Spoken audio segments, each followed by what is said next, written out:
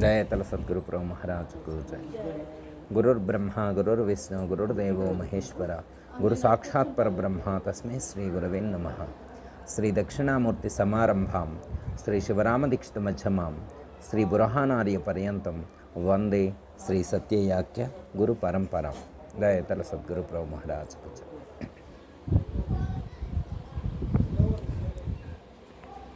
ఈ సమాజంలో అమ్మ ఆధ్యాత్మిక మార్గంలో ఎవరైనా సాధన చేస్తూ ఉంటే, ప్రయత్నం చేస్తూ ఉంటే ప్రశ్నలు ఉత్పన్నమవుతాయి.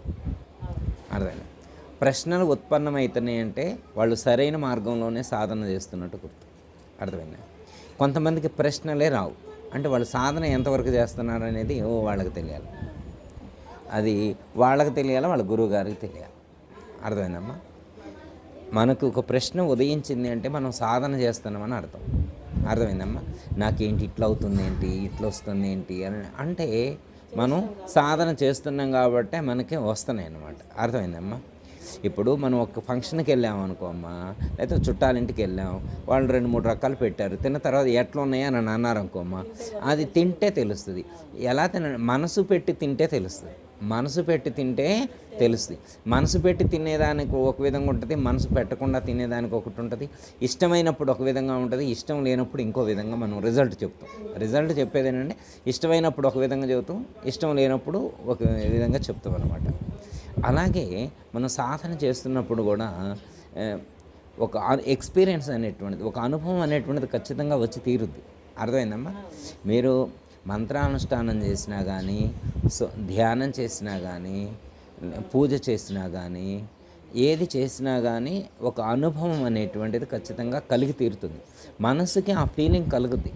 మీరు ఇందాక ఏం చెప్పారు, ప్రాతకాలంలోనే మేము పొలం వెళ్ళి వచ్చేవాళ్ళం, వెళ్ళి వచ్చిన తర్వాత స్నానం చేసి పూజ చేసుకున్న తర్వాతనే ఇంక వేరే ఏమన్నా కార్యక్రమం మేము పన్ను ప్రారంభించుకునేవాళ్ళం అన్నారు.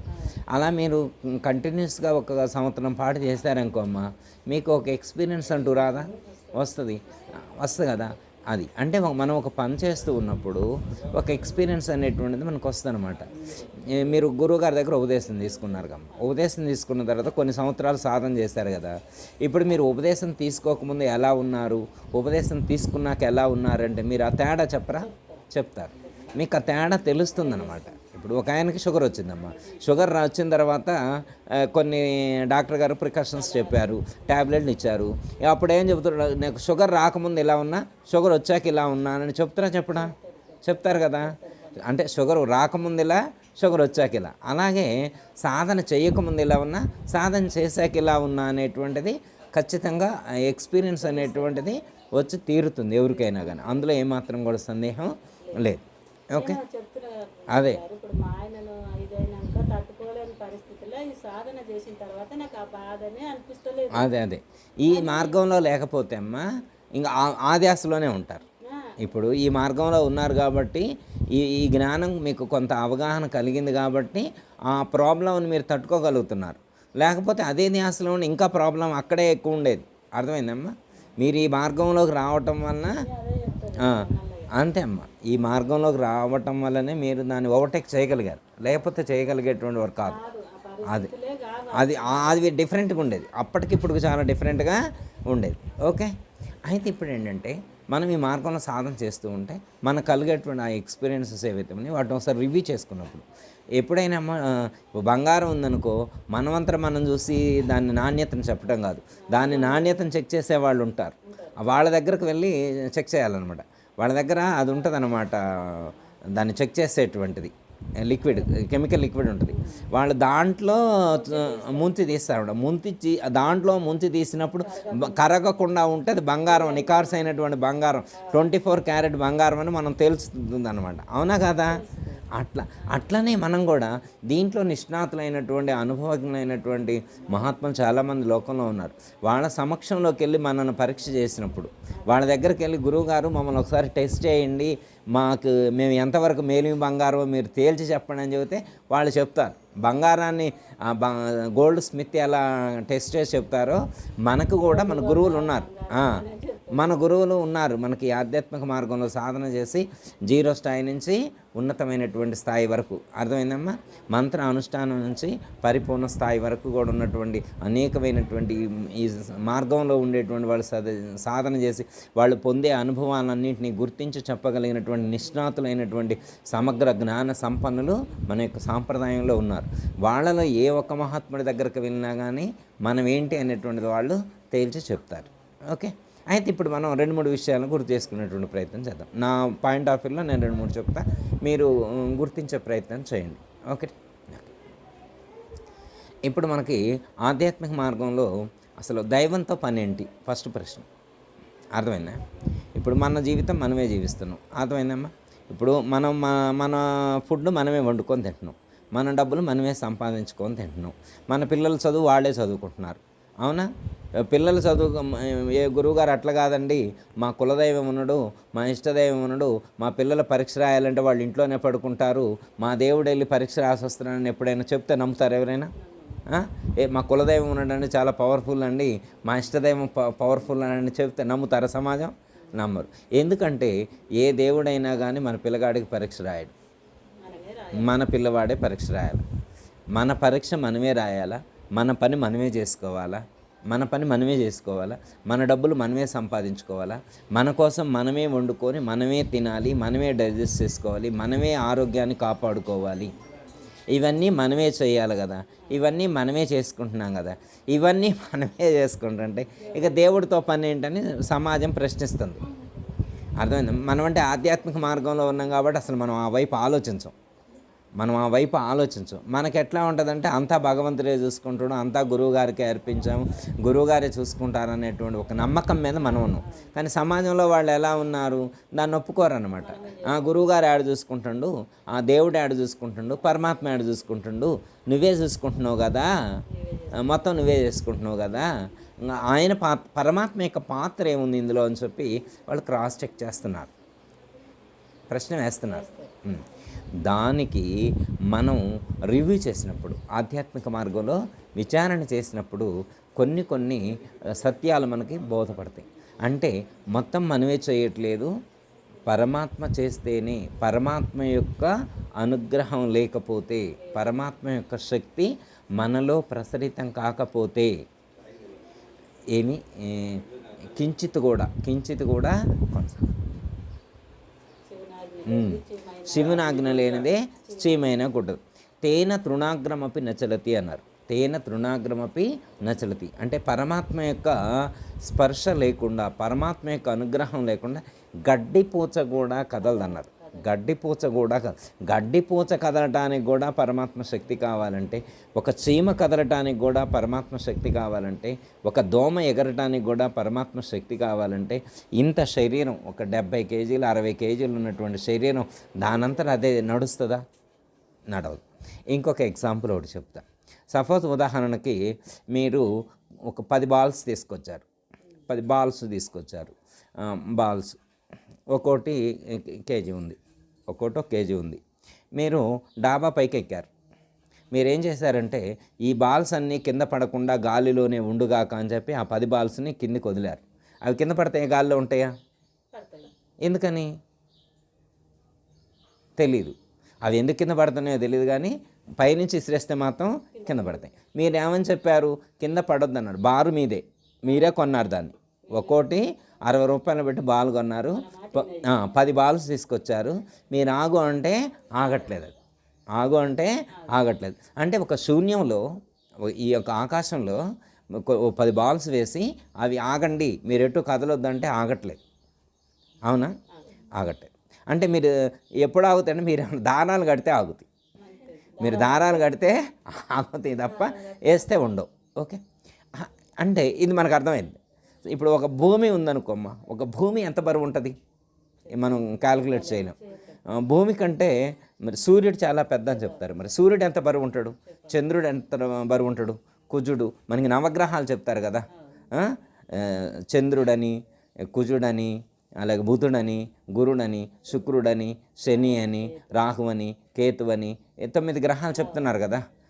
ఈ 9 గ్రహాలు ఉన్నాయి కదా, ఆ 9 గ్రహాలని పరమాత్మ ఏం చేసిండంటే ఈ యూనివర్స్లో వదిలిపెట్టి మీరు అలా ఈ విశ్వంలో ఏ ఆధారం లేకుండా ఉండండి అని అన్నాడు. అవి అలా ఉన్నాయి, అవి మీరు ముందు ఉన్నాయి, తర్వాత తిరగండి అన్నాడు, అవి తిరుగుతున్నాయి. నేను ఏ ఆర్డర్లో చెప్పానో ఆర్డర్లో మీరు తిరగాలన్నాడు, తిరుగుతున్నాయి. అవి ఏమైనా కింద పడ్డాయా? వాటిని ఏమైనా తాళ్ళతో కట్టారు ఎవరైనా? కట్టలేదు. మరి మనం వేసిన బాల్స్ కింద పడుతున్నాయి, కానీ ఆ 9 బాల్స్ పట్టలేదు. సూర్యుడు, చంద్రుడు, కుజుడు, రాహుకేతువులు, బుధుడు, గురుడు, శుక్రుడు, శని ఇవి పడట్లేదు, అవి అక్కడే ఉండి తిరుగుతున్నాయి. వండర్ఫుల్ అవునా కదా? అంటే ఇప్పుడు అలా తిరిగేటువంటి ఆ 9 బాల్స్ ఉన్నాయి కదా, ఆ 9 గ్రహాలు ఉన్నాయి కదా, ఆ గ్రహాల్లో ఒక గ్రహం మీద మనం ఉన్నాం, అది తిరుగుతూనే ఉంది. అది తిరుగుతున్నా మనం పడట్లేదు. భూమి తన చుట్టూ తాను తిరుగుతూ సూర్యుని చుట్టూ తిరుగుతుంది, తన చుట్టూ తాను తిరుగుతూ సూర్యుని చుట్టూ తిరుగుతున్నా కానీ పడట్లేదు. అంటే ఏంటి అర్థం? అవన్నీ ఎందుకు తిరుగుతున్నాయి? అవి ఎందుకు కింద పడిపోవటం లేదు? అవి ఒకే ఆర్డర్లో ఒకే చోట ఎందుకు తిరుగుతున్నాయి అంటే దట్ ఈస్ పరమాత్మ. పరమాత్మ శక్తి ఉన్నది. పరమాత్మ శక్తి చేతనే ఈ భూమి ఏ ఆధారం లేకుండా శూన్యంలోనే తిరుగుతుంది. ఏ ఆధారం లేదంటే పరమాత్మ యొక్క ఆధారం చేత, పరమాత్మ యొక్క శక్తి చేత అది తిరుగుతుంది. ఓకే, అంటే పరమాత్మ శక్తి ఈ ప్రపంచాన్ని నడిపిస్తుంది అంటానికి ఇది ఒక గుర్తు. ఓకే, అంటే ముందు పరమాత్మ యొక్క శక్తిని గుర్తించాలి, తర్వాత పరమాత్మ శక్తి మనలో ఎలా ఉంది, దాన్ని ఎలా రీచ్ అవ్వాలన్నది మళ్ళీ నెక్స్ట్ సెకండ్ స్టెప్ అది. ఓకే, ఇప్పుడు యూనివర్స్లో ఈ ప్రపంచం మొత్తంలో పరమాత్మ శక్తి ఇలా ఉంది అని మనకు అర్థమవుతుంది కదా. ఓకే, ఇది అర్థమైంది. నెక్స్ట్ ఇంకోటి, ఒక కుండకి 9 రంధ్రాలు పెట్టారు, 9 రంధ్రాలు పెట్టారు, నీళ్లు పోసారు. ఈ నీళ్లు ఎటు పోకూడదు అని చెప్పి మీరు అన్నారు, పోకుండా ఉంటాయా? అదేంది? కుండ మీదే నీళ్లు మీయే కదా, రంధ్రాలు మీయే కదా. కుండ మీదే నీళ్లు మీయే, రంధ్రాలు మీయే, మీరు అందులో నీళ్లు పోసి పోవద్దన్నా పోతున్నాయి అంటే ఏంటంటే మీ మాట వింటలేదు. అంటే ఆ కుండ మీ ఆధీనంలో లేదు, ఆ నీళ్లు మీ ఆధీనంలో లేవు. ఆపే శక్తి మనం చెప్తే అవి వింటలేదు, ఆ నీళ్లు వింటల్లా, కుండ వింటల్లా. ఓకే, అలాగే ఒక బెలూన్కి 9 రంధ్రాలు పెట్టి గాలి ఊదారు. ఊతే మరి చెప్పిండు, నేను గాలి దాంట్లోకి వస్తున్నా, మీరు బయటికి వెళ్ళొద్దు, అందులోనే ఉండాలన్నాడు. ఉంటుందా? ఎందుకని? బెలూన్ మందే, గాలి మందే, రంధ్రాలు పెట్టింది మనమే, అయినా కానీ ఆ గాలి మన ఆధీనంలో లేదు, బెలూన్ మన ఆధీనంలో లేదు, రంధ్రాలు కూడా మన ఆధీనంలో. ఓకే, అలాగే 9 రంధ్రాలతో కూడి ఉన్నటువంటి శరీరాన్ని పరమాత్మ సృష్టించాడు, అవునా కదా? మరి 9 రంధ్రాలతో కూడి ఉన్నటువంటి ఈ శరీరాన్ని సృష్టించి ఇందులో గాలి ఊదాడు పరమాత్మ, ఇందులో గాలి ఊదాడు, ప్రాణాన్ని ఊదాడు. ఇందులో నుంచి ఎటు వెళ్ళొద్దు అన్నాడు, అది వెళ్ళట్లా, అవునా? మనం పెట్టిన కుండలో నీళ్లు పోతాయి, మనం ఊదిన బెలూన్లో నుంచి గాలిపోతుంది, కానీ పరమాత్మ పెట్టినటువంటి ఈ శరీరంలో అన్ని రంధ్రాలు తెలుసుకొని ఉన్నాయి, చెవులు, కళ్ళు, ముక్కు, నోరు, ఈ రంధ్రాలన్నీ తెరుచుకొని ఉన్నాయి, కానీ ప్రాణం ఎటు వెళ్ళట్లేదు, ఇందులోనే పైకి కిందికి తిరుగుతుంది. ఇది మెరాకిల్, ఇది దైవశక్తి అంటే, ఇది దైవం అంటే. పరమాత్మ ఏం చేస్తున్నాడు అంటే ఇది చేస్తున్నాడు. పరమాత్మ స్పర్శ లేకపోతే ఈ శ్వాస పైకి వెళ్ళదు, కిందికి రాదు. అది పైకి వెళ్ళకపోయినా మనము ఉండం, కిందికి వెళ్ళకపోయినా మనం ఉండం. అర్థమైందా? అంటే మన శరీరంలో ప్రాణాన్ని నియంత్రించేటువంటి శక్తి దైవం, ఆత్మ. అర్థమైందమ్మా? ఈ శరీరంలో ప్రాణాన్ని ఎవరిని నియంత్రిస్తున్నారంటే పరమాత్మని నియంత్రిస్తున్నారు. మనం అనుకుంటాం మన ఆధీనంలో ఉంది, మన ఆధీనంలో లేనేలేదు. మన ఆధీనంలో ఉంది, అది కించిత్ కూడా మన ఆధీనంలో లేదు. సపోజ్ ఉదాహరణకు అమ్మ, ఇప్పుడు మీరు ఉన్నారనుకో, మీరు ఇంటికాడ నిన్న వచ్చన్నారు కదా, నిన్నటి నుంచి ఇప్పటి వరకు ఒక 12 గంటలు అయిందనుకోండి, నేను ఈ టైంలో బయలుదేరితే ఈ టైంకి 12 గంటలు అయిందనుకోండి. మీరు వచ్చి ఈ 12 గంటల్లో మీరు ఒక్కసారి అయినా కానీ అమ్మో నేను వచ్చి 12 గంటలు అవుతుందో, ఒకసారి గాలి పీల్చుకోవాలి, పై లోపల పోతుందో లేదో, మళ్ళీ బయటకు వస్తుందో లేదో, బయటకు వదిలిపెట్టారని ఎప్పుడన్నా మీరు లోపలికి పీల్చుకొని వదిలిపెట్టారా? లేదు. ఎందుకని అంటే మీరు పీల్చినా పీలవకపోయినా కానీ పీల్చేవాడు లోపల ఒకడున్నాడు, ప్రాణాన్ని లోపలికి తీసుకునేవాడు ఒకడున్నాడు, బయటికి విడిచిపెట్టేవాడు ఒకడున్నాడు. ఆయన లేకపోతే ఆ పని మనం చేయాలన్నమాట, మన వల్ల అవ్వదన్నమాట అది. ఇక మన వల్ల మనం కనుక ప్రాణాన్ని, మన ప్రాణమే మనం తీసుకొని మన ప్రాణమే మనం విడిచిపెడితే ఇక మన జీవితం మొత్తం గాలి పీల్చుకోవడానికి విడిచిపెట్టడానికే సరిపోయింది. మన జీవితం మొత్తం దానికే సరిపోయింది. అందుకే మనకు అట్లయితే డిస్టర్బెన్స్ అయిద్దని చెప్పి పరమాత్మ ఏం చేసిందంటే తీసుకుంటే ఆ పని తనే పైకి తీసుకుంటుండు, బయటికి విడిచిపెడతాడు. ఇలా ప్రాణాన్ని పైకి తీసుకొని కిందికి విడిచిపెడుతూనే ఆయన చేసే మెరాకిల్ ఏంటంటే తెలుసమ్మా, పైకి తీసుకోవడం పూరకం అంటారు, కిందికి విడిచిపెడితే రేచకం అంటారు. ఇందులో ఉన్నటువంటి ఈ ప్రాణం 10 రకాలుగా పనిచేస్తుంది అని చెప్పారు. సమానము, వ్యానము, ఉదానము, ప్రాణము, అపానము. నాగ, కూర్మ, కృకుర, దేవదత్త, ధనంజయ 10 రకాలుగా ప్రాణం పనిచేస్తుంది అని చెప్పారు. ఇందులో పరమాత్మ ఏమని చెప్పారంటే, నేను ఇందులో ఉన్నటువంటి 2 ప్రాణాలు తీసుకొని నీవు తీసుకునేటువంటి ఆహారాన్ని నేను డైజెస్ట్ చేసి పూర్తిగా అరిగించి, ఆ అరిగించినటువంటి ఆహారాన్ని అన్నరసంగా మార్చి, దాన్ని రక్తంగా మార్చి, ఆ రక్తాన్ని శక్తిగా మార్చి, ఈ శరీరంలో ఉన్నటువంటి 72,000 నాడులన్నిటి కూడా నేనే సప్లై చేస్తూ ఉన్నాను. ఇందులో నీ ప్రమేయం కొంచెం కూడా లేదు, ఇందులో నీ ప్రమేయం కొంచెం కూడా లేదు అని చెప్తారు. అహం వైశ్వానరో భూత్వా ప్రాణినాం దేహమాశ్రిత ప్రాణాపాన సమాయుక్త పచమ్యనం చతుర్విధం అని చెప్పారు. ఓ అర్జున, ఈ ప్రపంచంలో ఉన్నటువంటి సమస్త ప్రాణుల యొక్క శరీరములు వైశ్వానరాగ్ని రూపంలో ఉన్నది నేనే. అహం వైశ్వానరో భూత్వా, వైశ్వానరాగ్ని రూపంలో, జఠరాగ్ని రూపంలో ఉండి వాళ్ళు తీసుకునేటువంటి ఆహారాన్ని పచనము చేసి ఎన్ని రకాల భక్ష్య, భోజ్య, లేఖ్య, శోచ్య అనేటువంటి చతుర్విధములైనటువంటి ఆహారాలను నేనే అరిగించి వాటిని పచనము చేసి, ఆ పచనము చేయబడినటువంటి అన్నము, ఆ అన్నాన్ని రసంగా మార్చి, ఆ రసాన్ని రక్తంగా మార్చి, ఆ రక్తాన్ని శక్తిగా మార్చి ఈ శరీరం అనేటువంటి యంత్రాన్ని నేనే నడుపుతున్నాను, ఈ శరీరాన్ని నేనే నడుపుతున్నాను అని పరమాత్మ చెప్పారు. అహం వైశ్వానరో భూత్వా ప్రాణినాం దేహమాశ్రిత, ప్రాణినాం దేహమాశ్రిత, ఈ శరీరం అనేటువంటి దీంట్లో నేనే ఉన్నా. ఈ ప్రాణులన్నింటిలో, ఈ ప్రాణుల శరీరాలన్నింటినీ ఆశ్రయించి నేనే ఉన్నా. ఏం చేస్తున్నా? ప్రాణ అపాన సమాయుక్త, ప్రాణమును అపానమును ఆ రెండింటినీ సంయోగం చేసి పచామ్యన్నం చతుర్విధం, నువ్వు తీసుకున్నటువంటి ఆహారాన్ని 4 రకాల ఆహారాన్ని నేనే డైజెస్ట్ చేస్తున్నాను అని చెప్పాను. ఓకే, ప్రాణ రూపంలో ఉన్నది ఆయనే, మనల్ని డైజెస్ట్ చేసేది ఆయనే. ఆ డైజెస్ట్ చేయబడినటువంటి ఆహారాన్ని శరీరంలో ఉన్నటువంటి అణువణువుకు కూడా శక్తిగా మార్చి అణువణువుకి పంపించి ఈ శరీరాన్ని నిలబెట్టింది పరమాత్మే. ఇప్పుడు పరమాత్మ ఏం చేస్తున్నాడంటే ఇది చేసేది పరమాత్మ, ఇందులో ఉన్నాడు, ఇందులో ఉండి ఇవన్నీ చేస్తున్నాడు. కానీ ఒక్కరైనా కానీ ఒక్కసారైనా కానీ నేను ఆహారం తీసుకుంటున్నా కదా, ఇది ఎట్లా అవుతుంది? సపోజ్ ఉదాహరణకమ్మ, మీ ఇంట్లో 10 లక్షలు ఉన్నాయి, బీరువాలో ఉన్నాయి. ఆ 10 లక్షలు ఎలా ఖర్చు పెట్టాలని మీరు అనుకొని ఖర్చు పెడితే అవుతాయి తప్ప మీరు అనుకోకుండా ఖర్చు పెడితే అవుతాయా? మీరు అనుకోకుండా ఉంటే అవి అంతే ఉంటాయి. 10 లక్షలు ఎప్పటికీ అంతే ఉంటాయి. అర్థమైందా? మీరు అనుకుంటే, అర్థమైందమ్మా, ఆ అబ్బాయికి ఇవ్వాలా, లేకపోతే ఈ అబ్బాయికి ఇవ్వాలా, ఆ అమ్మాయికి ఇవ్వాలి, ఈ అమ్మాయికి ఫ్రిడ్జ్ కొనాలా, మిక్సీ కొనాలా, ఏసీ కొనాలా, గ్రైండర్ కొనాలా, ఇవి మీరు అనుకుంటే, లేదా ఒక ప్లాట్ కొనాలా, ఒక పొలం కొనాలా అనుకుంటే అవి మార్చుతారు, లేకపోతే అవి అట్లే ఉంటాయి. అవునా కదా? అలాగే మరి ఇప్పుడు మనం తీసుకున్న ఆహారం మొత్తాన్ని ఈ శరీరం మొత్తానికి శక్తిగా సప్లై చేయాలని మనం అనుకున్నామా?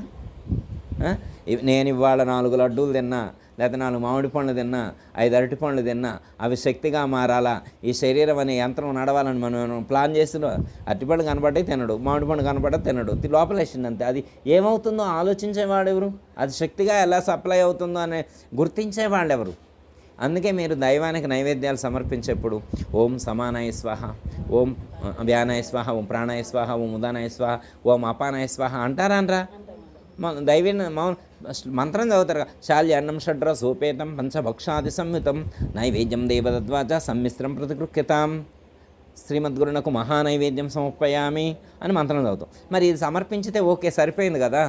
మరి సమానాయ స్వాహ, ప్రాణాయ స్వాహ, ఉదయనాయ స్వాహ, అపానాయ స్వాహ, వ్యానాయ స్వాహ ఇది ఎందుకు అనాలి అంటే, మనం పెట్టినటువంటి నైవేద్యం స్వీకరించే దైవం ఎక్కడున్నాడు? ఇందులోనే ఉన్నాడు.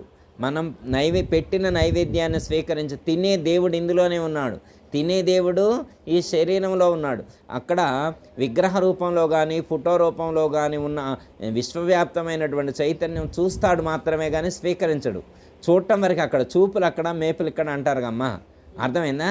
అక్కడ మనం ఆవాహనం చేసినటువంటి దేవుడు. ఇప్పుడు పూజ చేసేటప్పుడు ఆగస్త్యానంత దేవేశ భోగ మోక్షప్రదాయక నా కేశాముఖ లోకేశ వందితాగ్రిద్వయాంబుజ అని మంత్రం చదువుతాం. మంత్రం చదివితే ఆవాహనం చేసినాం. రత్న సింహాసనం వందే సంగృహాణ సమర్పితం అని సింహాసనం మీద కూర్చోబెడతాం. అక్కడ కూర్చోబెట్టినటువంటి దేవుడు తింటాడా? అక్కడ చూస్తాడు అంతే. అక్కడ చూసే దేవుడు ఉన్నాడు. మరి తినే దేవుడు ఎక్కడున్నాడు? ఇందులో ఉన్నాడు. తినే దేవుడు ఎలా తింటున్నాడు? వైశ్వానరాగ్ని రూపంలో ఉండి స్వీకరిస్తున్నా అన్నాడు. ఎలా వైశ్వానరాగ్ని రూపంలో ఉండి ఎలా డైజెస్ట్ చేస్తున్నా అంటే ప్రాణ అపాన సమాయుక్త ప్రాణాపాన సమాయుక్త పచామ్యన్నం చతుర్విధం అని చెప్పి మనకు భగవద్గీతలో 15వ అధ్యాయంలో శ్రీకృష్ణ పరమాత్మ చెప్పారు. అందుకే నైవేద్యం పెట్టిన తర్వాత ప్రాణాయ స్వాహ అని పంచవిధ ప్రాణాలతో పరమాత్మకు స్వాహ చెప్తామన్నమాట, స్వీకరించమని చెప్పి మనం రిక్వెస్ట్ చేస్తాం. ఎందుకు పరమాత్మకు అలా చెప్పేది? ఎందుకంటే పరమాత్మ ప్రాణరూపంలో ఉండే స్వీకరిస్తాడు. అవునా? ఇది నేను చెప్పింది కదా, భగవద్గీతలో శ్రీకృష్ణ పరమాత్మ చెప్పారు కదా. ఒకటి, ఈ శరీరంలో ప్రాణం ఉంది, 9 రంధ్రాలు ఉన్నాయి, కానీ పరమాత్మ ఇందులో ఉండు అన్నాడు, ఉండిపోయాడు అంతే. మళ్ళీ ఆ ఉండి ఏం చేస్తున్నాడు? 10 రకాలుగా పనిచేస్తున్నాడు. భద్రాద్రి రామ శతకంలో 14 రకాలని చెప్పారు, కానీ మనకు ఎక్కువ అందరికి తెలిసింది 10 కాబట్టి 10 రకాలుగా. 10 రకాలు కంటే సమాన, వ్యాన, ఉదాన, ప్రాణ, అపాన, నాగ, కూర్మ, కృకుర, దేవదత్త, ధనుంజయ, ఇవి ఇన్ని రకాలు. ఇవన్నీ అవసరం లేదు మనకు. ముందు ఎక్కువ మన సాధనకు ముఖ్యమైన ప్రాణము, అపానము. భగవద్గీతలో 4వ అధ్యాయంలో కూడా పరమాత్మ చెప్తారు, ప్రాణవాయువును అపానవాయువునందు ప్రాణవాయువును రెండింటిని కలిపి సాధన చేయవలసినటువంటి అవసరం ఉన్నది. అదే ప్రాణాయామ సాధన అని చెప్పారు. అర్థమైందమ్మా? అంటే ప్రాణాయామం చేసేటువంటి సాధకుడు అపానవాయువును కొంచెం రేచించి తర్వాత ప్రాణవాయువును ఇంకొంచెం పైకి తీసుకెళ్ళి సహస్రారంలోకి తీసుకువెళ్ళి అక్కడ సహస్రార చక్రంలో హవనము చేయాలి. అంటే సహస్రార చక్రంలో మనం ఆ ప్రాణశక్తిని నిక్షిప్తం చేయాలి అనేటువంటి అర్థంలో చెప్తారు. ఓకే, సో ఇప్పుడు మనకేమర్థమైంది? పరమాత్మ మన శరీరంలోనే ఉన్నాడు. పరమాత్మ ఉంటేనే ఇదంతా అవుతుంది. పరమాత్మే మనం తిన్న ఆహారాన్ని అరిగిస్తున్నారు. పరమాత్మ ఈ శరీరాన్ని మనల్ని రక్షిస్తూ ఉన్నాడు నిరంతరం కూడా. ఓకే, ఇంకోటి, మనం నిద్రపోతాం కదా. ఎన్నింటికి లేవాలని ఎవరు చెప్తారు మీకు? అలారం పెట్టుకుంటే లేస్తాం. జనరల్గా అలారం పెట్టుకుంటే అలారం పెట్టుకోలేదనుకోమ్మా, ఒక ఆయన 3ంటికి లేచి కూర్చున్నాడు. ఇప్పుడు మా పరిస్థితి అదే గారు, 3 అంటాడు, ఇక తక్కువది మేల్కి వచ్చేస్తాడు. మీకంటే వస్తుందమ్మా. కొంతమందికి అసలు ఆయన ఎప్పుడు 6ంటికి లేసి ఆయన 3ంటికే లేచిండు. ఎవరు లేపారు ఆయన 3ంటికి? మనల్ని ఎవరు లేపుతున్నారు? అర్థమైందా? నిద్ర పూడ్చేది ఎవరు? మేలు కొలిపేది ఎవరు? నిద్ర పుచ్చేది ఎవరు? మన నిద్ర ఇప్పుడు 2 పదాలు వాడతాను. మాకు నిద్ర రావాలి అంటారు, నిద్ర రావాలి అంటారు ఒకటి, నిద్ర పోవాలి అంటారు 2. నేను నిద్ర పోవాలంటారు. చాలాసేపు అవుతుంది, 2 రోజులు నేను నిద్ర లేదు, నేను నిద్ర పోవాలంటారు. ఒక ఆయన అంటాడు నాకు నిద్ర రావట్లేదు అంటాడు. ఒక ఆయన నిద్ర పోవాలంటాడు, ఒక ఆయన నిద్ర రావట్లేదు అంటాడు. అసలు నిద్ర అనేటువంటిది ఏంటి? అక్కడికి నువ్వు పోవాలా, అది నీ దగ్గరకు రావాలా? ఆ నిద్ర అనేటువంటి అవస్థ మనలోనే జరుగుతుంది కదా. ఆ నిద్ర అనేటువంటిది సంభవించినప్పుడు ఏం జరుగుతుంది అనేటువంటి రివ్యూ, ఒక విచారణ ఎప్పుడైనా చేస్తుంటే నిద్రకు సంబంధించినటువంటి నిద్ర మనం ఇందులోనే జరుగుతుందా లేకపోతే పక్కింట్లో జరుగుతుందా? మన శరీరంలోనే జరుగుతుంది కదా. అది ఒక అవస్థ అన్నారు కదా. జాగ్రత్త, స్వప్నము, సుషుప్తి, తురియము, 4 అవస్థలు చెప్పారు. ఈ 4గిట్లో జాగ్రత్త తెలుస్తుంది, ఇప్పుడు అందరూ తెలుసు. స్వప్నం ఎంతమందికి తెలుసు? సుషుప్తి అంటే ఏం జరుగుతుందో ఎంతమందికి తెలుసు? విచారం లేదు, కమాండింగ్ లేదు. తన లోపల ఏం జరుగుతుందో కూడా తను తెలుసుకోలేనటువంటి బిజీ షెడ్యూల్లో ఉన్నాడు మనిషి. అర్థమైందమ్మా? మంచినీళ్ళు తాగడానికి కూడా తీరిక లేదు. దేనికంటే డబ్బుల వేట అన్నమాట ఈ సమాజంలో. ఎందుకంటే కొంత తనకే ఉంటుంది, రెండోది పక్కింటి వాళ్ళని చూసి, పక్క వాళ్ళని చూసి, వాళ్ళు 10 ఎకరాలు కొన్నారు, నేను కొనాలా, వాళ్ళు 3 ప్లాట్లు కొన్నారు, మేము 4 కొనాలా, అంతే. వాడు 3 కొంటే మేము 4 కొనాలా. డబ్బుల కోసం వేట అన్నమాట. నిమిషం ఖాళీ లేదమ్మా, నిమిషం తీరిక లేదు. శ్వాస కూడా సరిగ్గా తీసుకోవట్లేదన్నమాట ఈ బిజీ షెడ్యూల్లో ఉండి. అన్నం కూడా సరిగ్గా తింటలేదు వాడు. బిజీ షెడ్యూల్ ఏంటంటే టిఫిన్ ప్లేట్లో పట్టుకొని అటు ఇటు తిరుగుకుంటూ తింటాడు అనమాట. ఫోన్ మాట్లాడుతూ అటు ఇటు అంటే కనీసం టిఫిన్ చేసేటువంటి టైం కూడా లేకుండా ఏమి జీవితం అది అమ్మ? ఏం బిజీ అది? ఎందుకు? తీరా ఇంత కష్టపడి మొత్తం మీద జీవితం మొత్తంలో కూడా ఈయన చాలా పొదుపు చేసి 4 కోట్లు సంపాదించిండు చివరికి. అర్థమైందమ్మా. 2 కొడుకులకి చెర్రి 2 ఇచ్చిండు. అమ్మాయి నాన్న ఇద్దరిని పిలిచిండు. అయ్యా, నా శక్తి వంచన లేకుండా కృషి చేసి నా కష్టార్జితం రెక్కాడక డొక్కాడక సంపాదించిన ప్రతి రూపాయి పొదుపు చేసి నేను సరిగ్గా తినక మీ అమ్మకి పెట్టక అక్క చెల్లెళ్ళకు కూడా ఆడపడుచు కట్నాలు కూడా సరిగ్గా ఇవ్వకుండా మీకు ఇచ్చా 2 కోట్లు. ఆ లాభ ఇచ్చిన వాళ్ళు సెండ్ ఇచ్చిన 2 కోట్లు. మా ఫ్రెండ్ అయితే 12 కోట్లు ఇచ్చిన వాళ్ళ నాన్న మా ఫ్రెండ్కి అన్నాడు. అంటే తీరా ఇంత చేస్తే వాళ్ళ ఫ్రెండ్ వాళ్ళ నాన్న 12 ఇచ్చిండంట. నువ్వేమి ఇచ్చిన వచ్చాయంట 2 కోట్లు ఇచ్చావు. ఇది ఇయటమేనా? ఏం చేసినవా 2 కోట్లు ఇదేనా అంటాడు. అంటే మనం ఎంత ఇచ్చినా వీడు అంటాడు, వీడికి సాటిస్ఫాక్షన్ ఉండదు. ఎక్కడో ఉంటారు భక్తులు మహాత్ములు సంతృప్తిగా స్వీకరించేవారు. తల్లిదండ్రుల కష్టాన్ని గుర్తించేవాళ్ళు కొంతమంది ఉంటారు. కొంతమంది తల్లిదండ్రుల కష్టాన్ని గుర్తించకుండా, ఎందుకంటే వాడికి కష్టం విలువ తెలియదు. కష్టపడి రూపాయి సంపాదిస్తే ఆ రూపాయి విలువ ఎంత కష్టమో వాడికి తెలుస్తుంది అన్నమాట. ఒకేసారి డబ్బుల కుప్ప మీద కూర్చోబెడితే వాడికి ఆ మాత్రం ఉండదన్నమాట, ఆ సాటిస్ఫాక్షన్ ఉండదన్నమాట. మనం ఎంత తీసుకెళ్ళి ఇచ్చినా కానీ వాడికి మీరు 2 కాదు 20 ఇచ్చినా కానీ ఇంకా వాడు వెళ్తూనే ఉంటాడు. 20 అయినా ఇచ్చింది అంటాడు, 20 అయినా ఇచ్చింది అంటాడు. వాడికి విలువ తెలియదుగా అమ్మ, విలువ తెలియదు కదా. ఎంత కష్టపడితే 2 కోట్లు సంపాదించాలి తెలుస్తుంది, లేదు కదా. ఓకే, అర్థమైందమ్మా. మనుషులు అలా పోరాటం చేస్తూ కనీసం మన శరీరంలో ఏం జరుగుతుందో తెలీదు, ఈ లోకంలోకి ఎందుకు వచ్చామో తెలీదు, ఎందుకు బ్రతుకుతున్నామో తెలీదు, ఎందుకు మరణిస్తామో కూడా తెలీదు. మరణించే చివరి క్షణం వరకు కూడా కనీసం ఇటువైపు దృష్టి కేంద్రీకృతం చేయకుండా, ఈ జన్మ యొక్క విలువేంటో తెలుసుకోకుండా, ఈ జన్మ యొక్క ప్రయోజనం తెలుసుకోకుండా, ఈ జన్మ యొక్క కారణం తెలుసుకోకుండా దుర్వినియోగం చేసుకునేటువంటి వాళ్ళు చాలామంది ఉన్నారు.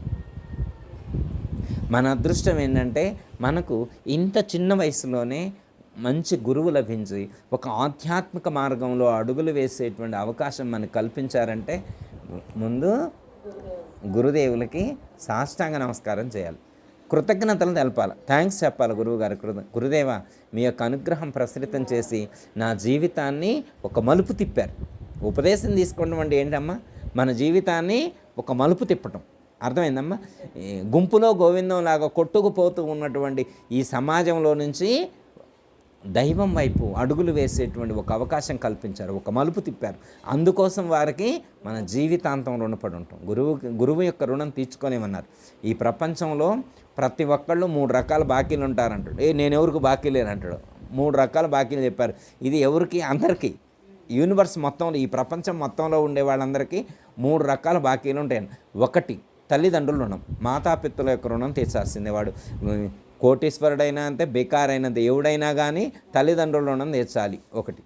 2వది ఋషి రుణం, అంటే గురువుల యొక్క రుణం తీర్చుకోవాలన్నారు. 3వది దైవ రుణం, దేవ రుణం అన్నారు. దైవ రుణం అంటే మన చుట్టూ ఉన్నటువంటి ఈ ప్రపంచానికి, ఈ ప్రకృతికి మనం రుణపడి ఉన్నాం. అర్థమైందమ్మా. నిరంతరం మనం ప్రకృతికి మేమెందుకు రుణపడి ఉన్నాం అంటాడు. నువ్వు భూమిలో మొక్క పెడితే పైకి ఎందుకు వస్తుంది?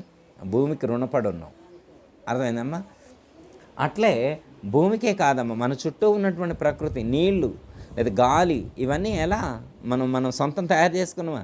పరమాత్మ వస్తువులే కదా, వాటిని మనం వినియోగించుకుంటాం కదా. అవి లేకుంటే మనకు జీవితం లేదు. అందుకని ఈ ప్రకృతికి దైవం అంటే ఎవరు? ప్రకృతి రూపంలోనే ఉంది. అర్థమైందమ్మా.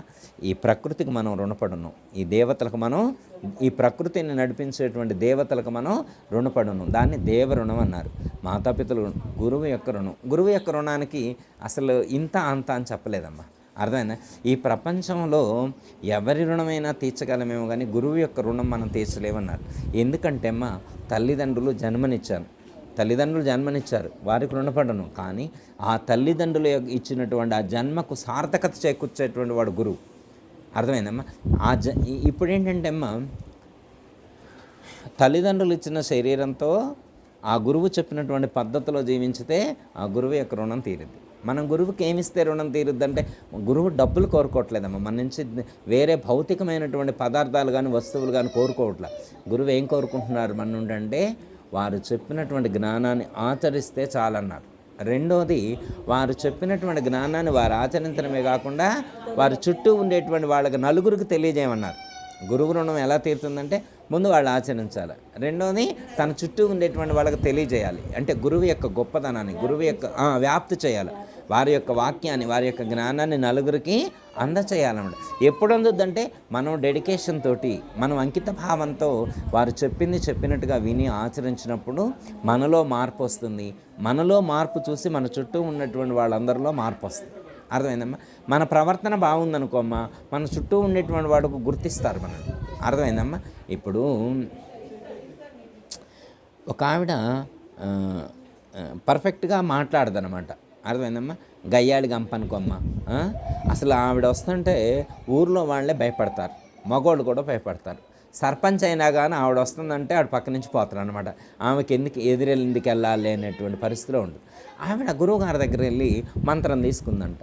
మంత్రం తీసుకున్న తర్వాత ఇప్పుడు మంత్రానుష్ఠానం చేయటం వల్ల ఆవిడలో మార్పు వచ్చింది. రజోగుణం తగ్గింది, తమోగుణం తగ్గింది, సత్వగుణం పెరిగింది. ఇప్పుడు అందరితో మంచిగా మాట్లాడుతుంది. ఇప్పుడు ఇంతకుముందు పెద్దోళ్ళే ఎదురా, ఇప్పుడు చిన్నపిల్లలతో కూడా మంచిగా మాట్లాడుతుంది అన్నాడు. అప్పుడు ఏమన్నారంటే ఆ ఊర్లో వాళ్ళందరూ, అబ్బా ఎంత మార్పు వచ్చిందా ఈవిడలో, ఎంత మార్పు వచ్చిందేరా అన్నారు.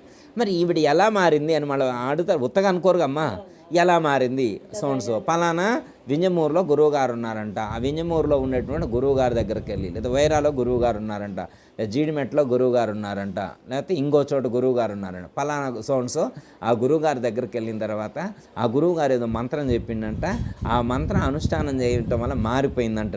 అప్పుడు ఆ ఊరు కదిలిపోయింది. అక్కడికి ఆ ఊరు కదిలి, అబ్బా ఆ గురువుగారు ఎంత గొప్పవారు, వింజమూరులో ఉన్న గురువుగారు, లేదా వైరాలో ఉన్న గురువుగారు, హైదరాబాద్లో ఉన్న గురువుగారు ఎంత గొప్పవారని ఊరు కదిలిపోవాలి. అంటే మన ప్రవర్తన, మన ఆచరణ మన చుట్టూ ఉండేటువంటి వాళ్ళలో మార్పు తీసుకొస్తాయి. ముందు మన కుటుంబ సభ్యులు మనం గుర్తించాలి మన మార్పుని. అర్థమైందమ్మా? ఫస్ట్ ఎవరు గుర్తించాలా? మన కుటుంబ సభ్యులకే తెలుస్తుంది. అర్థమైందమ్మా? ఫస్ట్ మీరు ఇంట్లో బిర్యానీ వండారనుకోమ్మా, ఎవరికి తెలుస్తుంది? ఇంటోళ్ళో, తర్వాత పక్కింటోళ్ళకి తర్వాత తెలుస్తుంది. ముందు ఇంటోళ్ళో తెలిసాక పక్కింటోళ్ళో తెలుసు. మనం చేసేటువంటి సాధన, మన ప్రయత్నం, మనలో మార్పును మన ఇంట్లో వాళ్ళు గుర్తిస్తారు. సపోజ్ రోజు ఇంట్లో 6 నుంచి 9 వరకు సీరియల్ చూస్తున్నారు. రోజు సాయంత్రం 6 నుంచి 9 వరకు సీరియల్ చూస్తున్నారు. ఇప్పుడు గురువుగారి దగ్గరికి వచ్చిన తర్వాత సీరియల్స్ చూడట్లా, సీరియల్స్ బంద్ పెట్టారు. ఇప్పుడు వాళ్ళ కోడలు అంటది 7 గంగలోనే, అత్తయ్య కూర్చొని వెంటి రిమోట్ అంటది, నేను చూడండి అమ్మా అన్న, నేను చూస్తే చూడమ్మా నేను అటు పోతా అని చెప్పి మీరు గదిలోకి వెళ్ళి మంత్రం చదువుకుంటున్నారు. అప్పుడు మీకు ఎంత మార్పు వచ్చింది మా అత్తలో? సీరియల్ చూడట్లేదు, రిమోట్ ఇచ్చినా చూడట్లేదు, నేను చూడండి అంటుంది, ఆ గదిలోకి పోయి మంత్రం చదువుకోండి. ఎంత మార్పు వచ్చింది అనుకుంటుందా? అనుకోదా? మీ కోడలు ఏమంటుంది? ఏమండి మీరు అసలు గుర్తించట్లేదు, మీరు ఆఫీస్ బిజీలో ఉన్నారు, మీ అమ్మలో ఎంత మార్పు వచ్చింది? మీ అమ్మ ఇప్పుడు సీరియల్ చూడట్లా, సీరియల్ చూడట్లా. ఇంతకుముందు ఉప్పు తక్కువైనా కారం తక్కువైనా కానీ మొక్క ఉడికినా ఉడకపోయినా ఎన్ని అనేదో నన్ను ఇప్పుడు ఏమంటలా, ఏది పెడితే అది తింటుంది. అసలు ఎంత మార్పు వచ్చిందండి అని భర్త చెప్పింది. వీళ్ళు ఏమో మళ్ళీ సాయంత్రం కిట్టిపాటి మీటింగ్ ఉంటుంది కమ్మా, కిట్టిపాటికి మీటింగ్ వాళ్ళ అత్తగారి గురించి అక్కడ చెప్పింది, ఆయన వాళ్ళ ఆఫీసులో చెప్తారు. ఇలా మార్పు అనేది ముందు వాళ్ళ కుటుంబంలో తెలుస్తుంది, తర్వాత తన చుట్టూ ఉండేటువంటి వాళ్ళందరిలో తెలుస్తుంది. అప్పుడు ఎక్కడ పోయినా ఇప్పుడు ఇంతకుముందు వాళ్ళ అబ్బాయి ఆఫీస్లో ఫ్రెండ్ ఉంటాడు కదా, ఆ అబ్బాయి వచ్చినప్పుడు ఏమకెళ్ళి సరిగ్గా చూసేవాడే కాదు. ఇప్పుడు ఇక్కడికి వచ్చిన తర్వాత వాళ్ళ అమ్మలో మార్పు వచ్చిందిగా, అక్షంతలు తీసుకొచ్చి అమ్మ నన్ను ఆశీర్వదించమని నమస్కారం చేస్తుంది. ఎందుకు చేస్తుండు? ఏమో మంచిగా మారిపోయింది, ఈవిడ మంచిగా మారిపోయింది, ఆధ్యాత్మిక మార్గంలోకి ప్రవేశించింది, దైవంతో సంబంధాన్ని ఏర్పాటు చేసుకుంది. దట్ ఈజ్ సాధన ప్రయోజనం. మనం ఒక గురువుని చేరటం వల్ల ఇంత మార్పు మనలో వస్తుంది. కాబట్టి ఆ గురువుకు రుణపడి ఉంటాం. కాబట్టి ఆ గురువుకి కృతజ్ఞతలు చెప్పాలి. వారికి వేరే ఇవ్వాల్సినటువంటి అవసరం, వారి ఆశయం ఏదైతే ఉన్నదో, వారి ఆలోచన ఏదైతే ఉన్నదో దాన్ని మనం సఫలీకృతం చేయటమే గురువు మనల్ని అనుగ్రహించేది. వారికి ఇచ్చే రుణం తీర్చుకోవటం, అంతేనమ్మా, వేరే ఇంకోటి ఏమీ కాదు. గురువు మనల్ని చూసి మనం లక్షలు ఇచ్చినప్పుడో కోట్లు ఇచ్చినప్పుడో సంతోషించడమ్మా, వారు చెప్పినటువంటి మార్గంలో నడిస్తే వారు సంతోషిస్తారు. భాగవత కృష్ణదేశకుల వారు ఒక మాట అంటారు, నే చెప్పినట్టు చెప్పరా, నే చెప్పిన బోధలెస్స నీకతికుంటే, నే చూతు నీ చమత్కృతి రాజస సుగుణైకచార రమ్య విచార అన్నారు. రాజస సుగుణైకసార రమ్య విచార అన్నారు. నే చెప్పినట్టు చెప్పరా, నే చెప్పిన బోధ లెస్స నీకతికుంటే. నేను గురువుని చేరి 25 ఏళ్ళు అవుతుంది, 30 ఏళ్ళు అయిందని అంటాం. అంటే మరి నువ్వు 30 ఏళ్ళ నుంచి నువ్వు గురువుగారి దగ్గర చేరితే నీకు వచ్చిన అనుభవం ఏంటి, ఎక్స్పీరియన్స్ అనేది నీ పక్కనోళ్ళకు నువ్వు చెప్పినప్పుడు గురువు సంతోషిస్తారు. అర్థమైందమ్మా? ఎప్పుడు సంతోషిస్తారు? అప్పుడు సంతోషిస్తారు. అంతేగాని దాన్ని గురువుగారు చెప్పిన మంత్రాన్ని గూట్లో పెట్టినట్టు బీరువాలో పెట్టి దాన్ని తీయకుండా 10 ఏళ్ళైనా 15 ఏళ్ళైనా తీయకుండా దాచిపెడితే మంత్రానికి ఏం ఉపయోగం ఉంటుంది, గురువుగారికి ఏం ఉపయోగం ఉంటుంది, జన్మకి ఏం సార్థకత ఉంటుంది? ఓకే, అర్థమైంది. ఓకే, ఈ విధంగా మనం గురువుకు రుణపడను. అర్థమైందమ్మా? ఈ విశ్వం మొత్తం పరమాత్మ శక్తితో నడుస్తుంది, ఈ శరీరం కూడా పరమాత్మ యొక్క శక్తితో నడుస్తుంది. పరమాత్మ యొక్క శక్తి లేకపోతే ఈ శరీరం పనిచేయదు. ఎందుకంటే ముందు ముఖ్యమైనటువంటి ప్రాణాయామ ప్రక్రియ, ప్రాణం పైకి తీసుకోవటం, బయటికి విడిచిపెట్టడం, లోపలికి తీసుకోవడం, బయటికి విడిచిపెట్టడం అనేటువంటి ఈ ప్రక్రియ నడిపించేటువంటి శక్తి దైవం. ఓకే, ఇది అర్థమైంది కదా? పరమాత్మ లేకుంటే గాలి పీల్చుకోలేము, గాలి విడిచిపెట్టలేము. ఇది పరమాత్మ ఆధీనంలోనే ఉంది. ఒక ఆయనకి కోపం వచ్చిందంట, నాకు ఓపిక లేదు, ఎన్నడూ పుట్టిన కానీ ఏం పీలుతాం గాలి, నేను పీలవనని ఆపిండంట. కోపం వచ్చింది ఆయనకి, పీలబుద్ధి కావట్లేదు. గాలి పీలవటం ఇష్టం లేదంట. గాలి పీల్చడం ఇష్టం లేక 2 గంటలు ఆపుతాను నేను పీల్చనని స్ట్రైక్ చేసిండంట. ఏమైద్ది? ఇంకేం పుట్టుకోమంటాడు. ఇంకేముంటుంది? ఇంతే సంగతులు చిత్తగించగలరు. అర్థమైందా? ఈ ప్రకృతి మీద పరమాత్మ మీద ఛాలెంజ్ చేయకూడదు. అర్థమైందమ్మా? ప్రకృతికి అనుగుణంగా జీవించాలి. ప్రకృతికి ఎదురు వెళ్లకుండా ప్రకృతికి అనుగుణంగా జీవిస్తే ఈ ప్రకృతి మనకు సహకరిస్తుంది. మనం ఈ ప్రకృతిలో మనం అనుకున్నది సాధించగలుగుతాం. లేక ప్రకృతికి ఎదురు వెళ్తే, అర్థం, లోకానికి ఎదురు వెళ్తే మనం సక్సెస్ రేట్ ఆగిపోయింది. ఓకే, ఇది అర్థమైంది. అంటే పరమాత్మ ఇందులో ఉన్నాడు, పరమాత్మే లోపలికి ప్రాణాన్ని తీసుకుంటుండు, బయటికి విడిచిపెడుతుండు. ఆయన విడిచిపెట్టకపోతే తిన్నది అరగదు. ఆయన ప్రాణాయామం పైకి కిందికి పోతే, ఆ ప్రాణ అపానాలు జరగకపోతే తిన్నది కూడా అరగదు, శరీరంలో శక్తి కొంచెం కూడా ఉండదు. ఇది అర్థమైంది. అంటే ఇందులో ఉన్నాడు అనే విషయం అర్థం. ప్రపంచాన్ని నడిపేది ఆయనే, శరీరాన్ని నడిపేది కూడా ఆయనే, పరమాత్మ శక్తే నడిపిస్తుంది అనే జ్ఞానం మనకు అర్థమవుతుంది. ఓకే, ఇది అర్థమైంది. ఇప్పుడు పరమాత్మ ఇందులో ఉన్నాడు అని అర్థమైంది. అయితే పరమాత్మ ఇందులో ఎక్కడున్నాడు, ఎలా ఉన్నాడు, ఎలా చూడాలి? ఎక్కడున్నాడు, ఎలా ఉన్నాడు, ఎలా చూడాలి? ఇది మనకి క్వశ్చన్స్. పరమాత్మ ఉన్నాడని తెలుస్తుంది, పరమాత్మ ఉన్నాడని తెలుస్తుంది. ఎలా తెలుస్తుంది అంటే, పరమాత్మ ఈ శరీరంలో ఉండటం వల్ల మనసు 5 రకాల పనులు చేస్తుంది.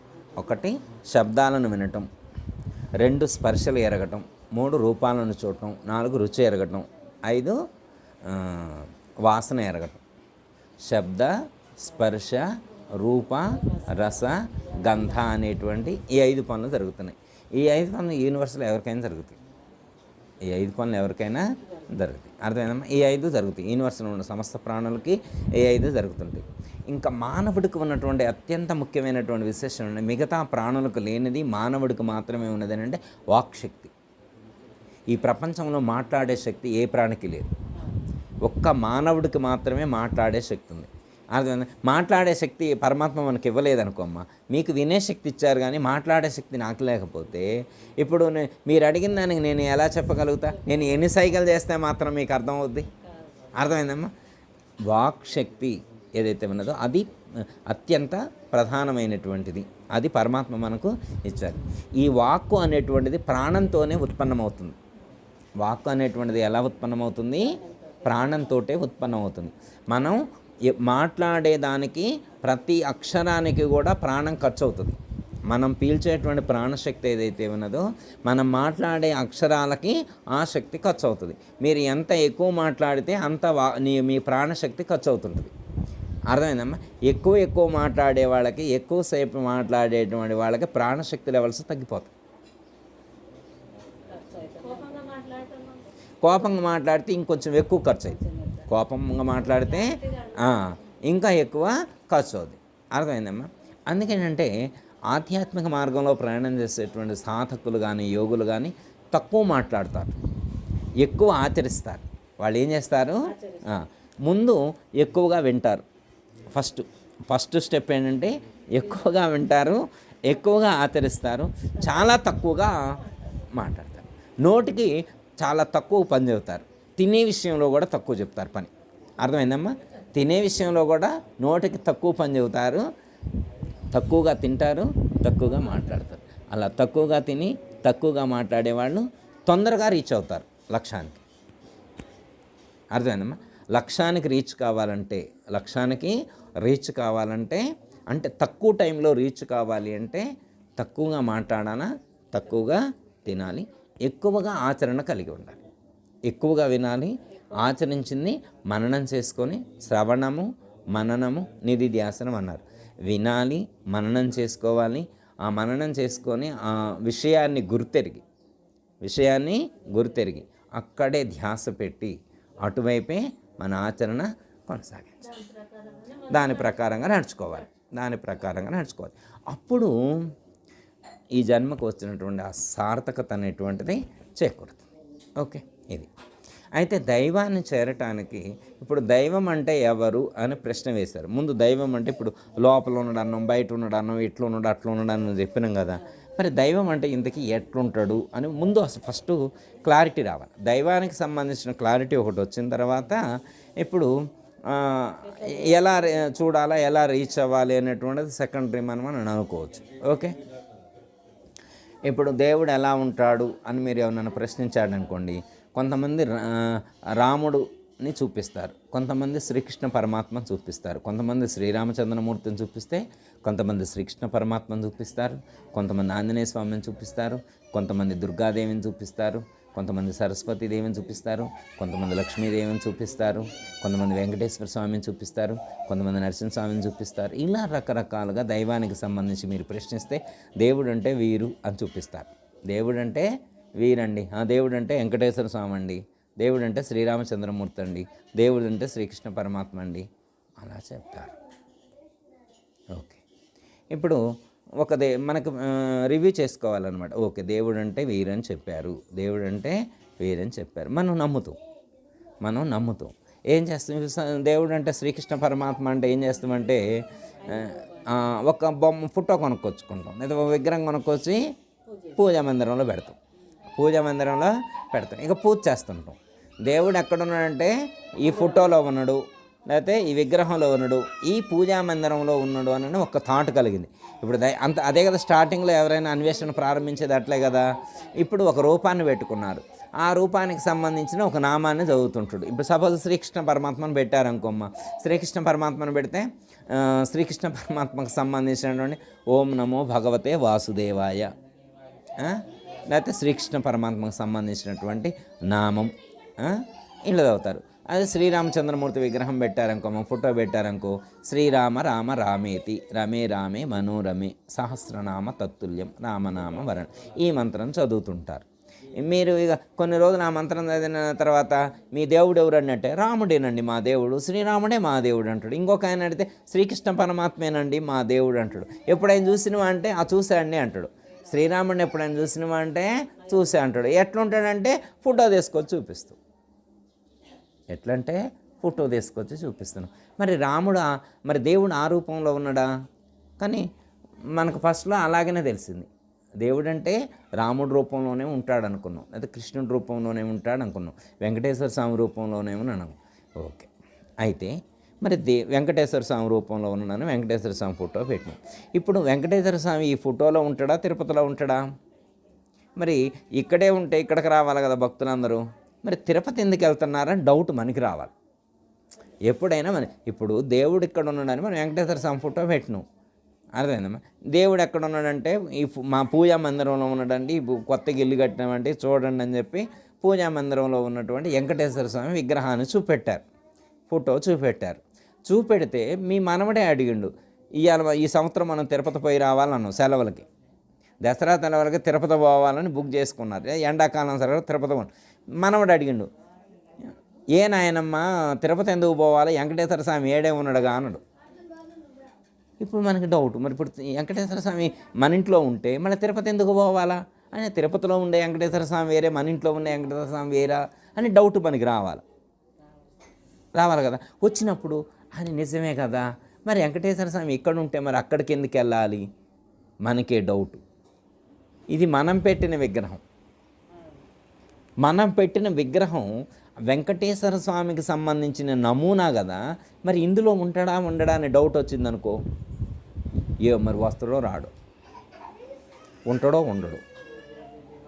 మనం చేసే పూజలకే వస్తారా? ఇప్పుడు భక్త తుకారం ఉన్నావా అని అంటే ఎగిరి వచ్చిందంట. ఇప్పుడు మనం అంటే వస్తారా? ఈ విగ్రహం తీసుకెళ్ళి పక్క రూమ్లో పెట్టి ఇక్కడ వెళ్ళి మంత్రాలు చదవండి, పూజలు చేయండి, పాటలు పాడండి, ఆ రూమ్లో నుంచి ఈ రూమ్లోకి వస్తేనేమో రావట్లేదు. నిజమే, చదివిండు. భక్త తుకారాము పాట పాడితే, స్తోత్రం చేస్తే బావిలో ఉన్నటువంటి పాండురంగ స్వామి వచ్చి ఆ దేవాలయంలో ప్రతిష్ఠితమైండు. అంత కాకపోయినా పక్క రూమ్లో పెడదామని పక్క రూమ్లో పెట్టొచ్చి పాటలు పాడారు ఇక్కడ. ఇప్పుడు పక్క రూమ్లో నుంచి దేవుడు ఇక్కడికి వస్తారా? రావట్లేదు. ఇదేంది మరి? మనం భక్తులం కాదా? మనం ఏమైనా భక్తులం కాదు, మామూలు భక్తులమా? గురు భక్తులమే. మామూలు భక్తులం కాదు, మనం గురు భక్తులం. మామూలు భక్తులకైతే మంత్రోపదేశం కూడా ఉండదు కదా తల్లి. మనం గురు భక్తులం కాబట్టి మనకు మంత్రోపదేశం కూడా ఉంది. మన మంత్రోపదేశం ఉంది, మంత్రం చదువుతున్నాం. మరి పోనీ గురువుగారి ఫోటో కదిలొచ్చిందా? గురువుగారి ఫోటో కూడా కదలట్లా. అదేంది? మనం ఎంత భక్తులం అయి ఉంటే, ఎంత మంత్రం తీసుకొని చదువుతుంటే గురువుగారి ఫోటో కూడా కదలట్లేదే? డౌట్. ఇప్పుడు వెంకటేశ్వర స్వామి ఎక్కడున్నాడు అంటే ఒక అనేకమైనటువంటి సందేహాలు, అనేకమైనటువంటి ప్రశ్నలు మనకి ఉదయిస్తాయి. ఇలా అంటే దైవం అంటే ఎవరు అన్నప్పుడు మనం ఒక విగ్రహాన్ని కానీ, ఒక రామాన్ని, ఒక రూపాన్ని మనం అట్లా ఆలంబనగా పెట్టుకొని మనం చేస్తూ ఉన్నాం. అంటే దైవం అంటే అక్కడే ఉంటాడు అని ఒక ఆలోచన మనకి ఏర్పడింది. చిన్న ఎగ్జాంపుల్ ఒకటి చెప్తాను, మీరు వినే ఉండొచ్చు, అయినా మళ్ళీ ఒకసారి గుర్తు చేస్తాం. అందరికీ జై గురు. మరిన్ని ఆధ్యాత్మిక రహస్యాల కోసం అచల బోధ, ఆత్మబోధ, భగవద్గీత, అలాగే పండుగల్లో దాగిన అర్థాలు, అంతరార్థాల కోసం మరియు యోగము, ధ్యానము మొదలైన అనేక ఆధ్యాత్మిక తెలుగు ప్రవచనాల కోసం క్రింద ఉన్నటువంటి రెడ్ కలర్ సబ్స్క్రైబ్ బటన్ను క్లిక్ చేయండి. అలాగే ప్రక్కనే ఉన్నటువంటి గంట సింబల్ను నొక్కండి. అలాగే ఈ వీడియో మీకు నచ్చినట్లయితే లైక్ చేయండి మరియు షేర్ చేయండి. జై గురు.